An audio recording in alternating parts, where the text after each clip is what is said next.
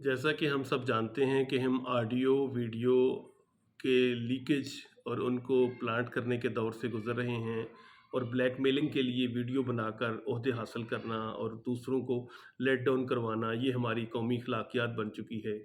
محسن نقوی صاحب جو پنجاب کے نگراں وزیر اعلیٰ ہیں، ان کے 4 میڈیا ہاؤسز ہیں، 4 چینلز ہیں ان کے۔ تو دنیا میں کوئی ایسی انوکھی مثال مجھے نہیں ملتی کہ کوئی میڈیا ہاؤس کا مالک نگراں وزیر اعلیٰ کے طور پر لایا جائے۔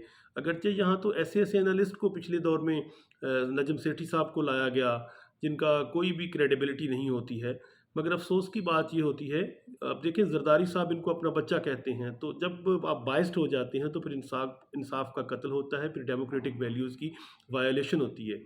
یہ بات تھی صرف وزیر اعلیٰ کی حد تک۔ میں چاہتا ہوں کہ میں عوام کو یہ بتاؤں کہ وزیر اعلیٰ کے نیچے جو ان کی کیبنٹ ہے وہ کس کیلیبر کی ہے۔ ایک وزیر ہیں اکرم جاوید اکرم صاحب، ڈاکٹر ہیں وہ مسلم لیگ نون کے ایم این اے جاوید ملک صاحب اپنا سوری پرویز ملک صاحب کے سگے بھائی ہیں۔ اس کے علاوہ ایک جج تھے ملک قیوم صاحب جو میاں صاحب کے فون پہ فیصلے کیا کرتے تھے، یہ ان کے بھی سگے بھائی ہیں۔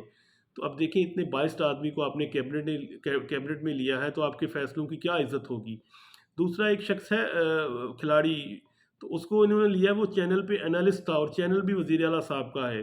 تیسرا انہوں نے ایک صاحب لیا ہے حامد میر صاحب کے چھوٹے بھائی، دیکھیں ان کی اپنی کریڈیبلٹی کوئی نہیں ہے تو ان کے بھائی کی کریڈیبلٹی کیا ہوگی۔ تیسرا ایک شخص انہوں نے لیا ہے امین وینس صاحب، یہ ڈی پی او سیالکوٹ رہے ہیں اور یہ بالکل ایسے پولیس افسر ہیں جو بالکل نون لیگ کے ورکر سمجھے جاتے ہیں۔